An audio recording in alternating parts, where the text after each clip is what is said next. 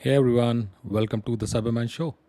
Today is 4th of August when I'm recording this episode, and this is the monthly recap of cybersecurity events. As always, I'll talk about where the money is going, interesting incidents, and TTPs, new analyst reports, vulnerabilities worth noting, something I found about mobile security. That's all. So let's begin. So, in terms of where the money is flowing, and the reason I track this is to understand how uh, cybersecurity as a landscape is shaping up. So, if you notice the funding rounds or M&A, it helps you plan your career, get early into the upcoming tech in case you like doing that. I'm one of those guys. And also, with that comes interesting career opportunities. Let's get started. So, in the space of AI security, so this space is evolving in last 6 months, especially securing the AI application build out is very interesting space. I started reading about this in November last year, and now it's really I can see a lot of companies talking about this. So in a tech called AISPM, AI Security Posture Management, a company called Protect AI has raised $60 million in their Series B funding, and now this makes it a total of $108.5 million in the money that they have raised. Again, this company announced an acquisition of Side Labs early in July, and this company specializes in automating attack simulation or red teaming of generative AI system. So this enhances Protect AI's ability to test and improve LLM security. So you will see new companies trying to build technologies that are focused on securing the entire AI application system.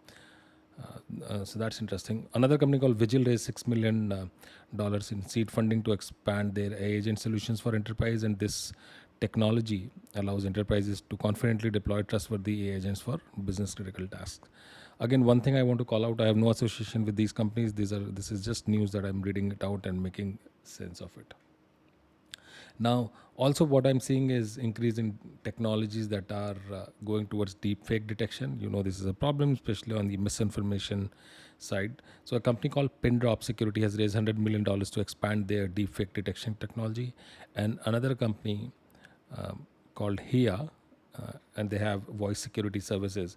They've acquired a deep fake detection company called Locus.ai. So Locus.ai adds deepfake voice detection capability to HIA's adaptive AI fraud prevention system. So that's pretty good, especially on the banking side. Somebody can impersonate as a customer on the IVR and bypass the voice-based checks. On the software supply chain, I am continuously seeing more money getting there. So a company called Lineage has secured $20 billion in Series A funding. Another company called ChainGuard has raised $140 million in Series C funding. And a company called Exiger has acquired Adolis Technology Inc. to enhance their software supply chain visibility. And Adolis has a capability in generating software bill of material and analyzing boundaries for software provenance.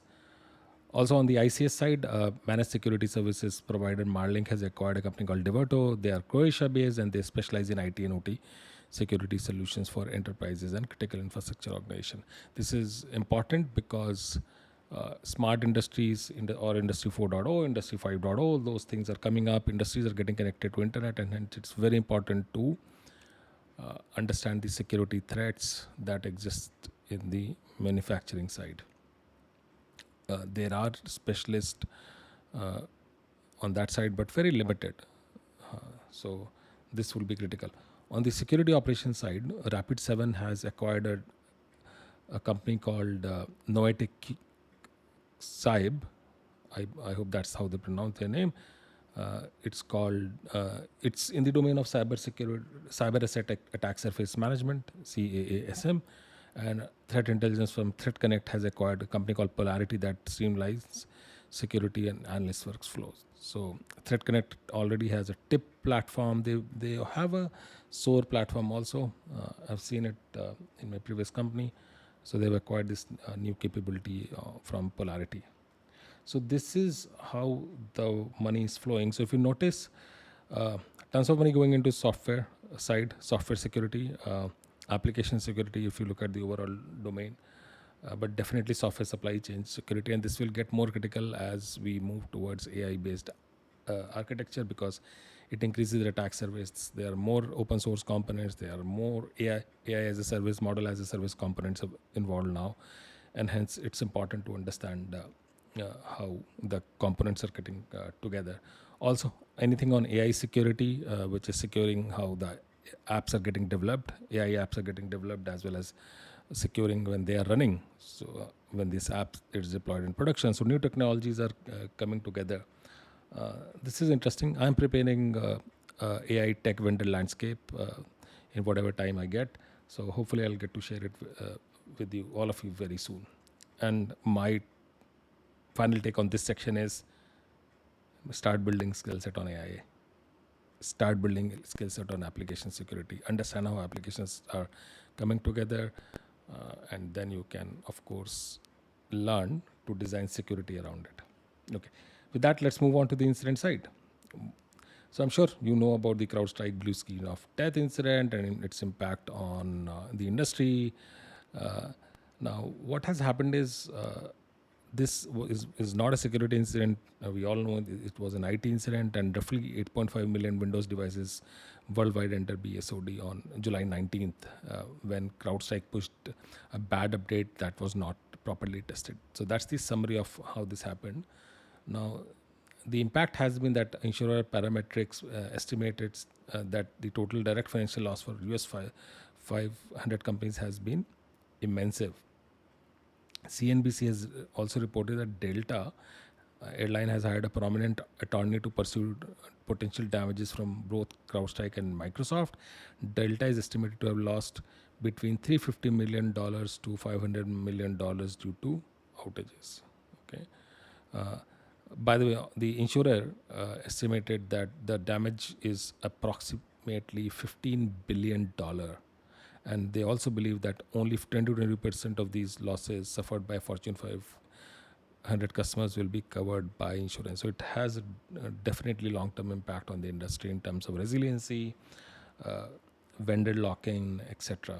It is discussed at boardroom level. It is discussed at the policy level, state level, federal level, all the levels that you can imagine.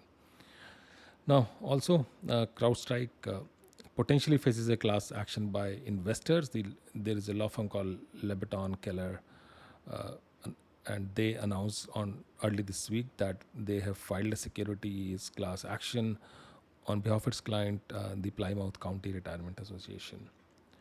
Also, debates of consolidation, etc., are already happening. Now, while this happened, cyber criminals won't be behind. They need the attention, so they have started to register domains that uh, are CrowdStrike like, with a motive to fraud uh, uh, customers in the context of giving them support to recover from the IT incident, etc. Okay, and that's how the cyber criminals always work. They lure you with something, and eventually you lose money. Also, Microsoft second big incident in July is their Azure service was down because of a response mechanism that they initiated for to uh, a distributed denial of service attack on their services. So when the investigation was done, it showed that DDoS attack launched against a system triggered a protection mechanism, but an implementation bug in those defenses caused the attack's impact to be amplified rather than mitigated. So another issue there. Also, the Olympics are ongoing, and the defense teams in Paris, they've been doing a cleanup operation for the campaigns that are targeted towards the people who are attending the Olympics, and these were targeted to prevent cyber spying. Also, a furniture company called Bassett Furniture Industries had to shut down its manufacturing facilities because of a ransomware attack that started in the week of July, and then a botnet called Mirai has been targeting Apache ERP. Although this is not a widely deployed ERP, but a botnet is targeting an enterprise application again. So be careful of these botnets. They try to use these vulnerabilities to get into to your infrastructure and take it down or extort money, etc. Also, a group called APT41 has breached Taiwanese government's affiliated research institute and the Cisco Talos intelligence. They have a medium confidence that it is from APT41 and it has links to China. The attack began in mid of July and it involved deploying backdoors like Shadowpad and Cobalt Strike. It's amazing how the Cobalt Strike platform works. Uh, Still, tons of other products or tons of products can't detect them. Uh, Also, a new report from a vendor called Zscaler came out. They said that they are aware of a company that paid a record-breaking $75 million of ransom to the Dark Angels ransomware group, and this was part of their Threat Labs ransomware report. Now, this follows some of the other ransomware payments that were made, uh, like CNA Insurance, $40 million, CDK Global, $25 million, and Change Healthcare, $22 million. These are all publicly known. I don't know how much money they have paid that are not publicly exposed worldwide. Uh, let's look at some interesting TTPs. So, a network of GitHub accounts has been used to distribute malware. A threat actor known as Stargazer Goblin has created a malware distribution as a service, DAS, uh, and they used 3,000 fake GitHub accounts to push information stealing malware, leveraging GitHub's trusted reputation to distribute password protected archives containing malware. Uh, Similarly, Iraq-based cybercriminals have started to use Python packages to steal data, and essentially it involved malicious Python code getting pushed to a PyPy repository, and that was linked to cybercriminals in Iraq. The malicious script, part of an infected package, exfiltrates sensitive user data to a Telegram bot used by these criminals for various illegal activities, including financial theft and social media manipulation. The bot, since 2022, is active and has over 90,000 messages and indicates a broader criminal network. So that's interesting. The cyber criminals have been shifting left. More reports coming out since last 2 years, and hence we also, as architects, as cybersecurity engineers, we also have to start looking into those things. Also, earlier this week, Cloudflare's Try Cloudflare free service was used for malware delivery, and essentially a company called Proofpoint identified a cluster of cybercriminal activities using the Cloudflare tunnels to distribute malware. And they exploit Try Cloudflare feature for one-time tunnels, and attackers can remotely access resources and deliver malware. So that was unique. Never heard of something similar before. If you have, uh, please share it with other people on the comment section of my YouTube channel or the podcast. Also, car for sale was used as a phishing lure to target diplomats, and supposedly done by Russian threat actor known as APT28 or Fancy Bear. Uh, Lastly, another interesting TTP, sitting ducks attack on park uh, domain names. So this essentially is executed by Russian cyber criminals. What they do is they exploit domain registrar and DNS provider weaknesses, and then they register. And they've been hijacking domains, thousands of domain for the last few years, without even accessing the legitimate owner's account. So be careful in case you have domains that you are not validating, continuously checking and updating their data. They can be hijacked. Uh, Also, in the analyst report side, in July, the Gartner Magic Quadrant for Single Vendor SASE came. For those who don't know what it is, it's a report that tracks how the vendors are evolving, and they offer both security and network as a service from a single vendor. So last year there was only one vendor in the leader side of the quadrant. This year, now there are three. So vendors have moved out. Some new vendors have moved in. So that was very interesting. I've done a detailed episode on this on my podcast. You can go back and look into the July section for this. Vulnerabilities worth noting. So, two interesting enterprise platforms have been targeting. ServiceNow recently reported that they are getting targeted by threat actors. So their vulnerabilities were chained, and it allowed attackers to get full access to database and mid servers, which acts as proxies between cloud-hosted ServiceNow instances and enterprise networks.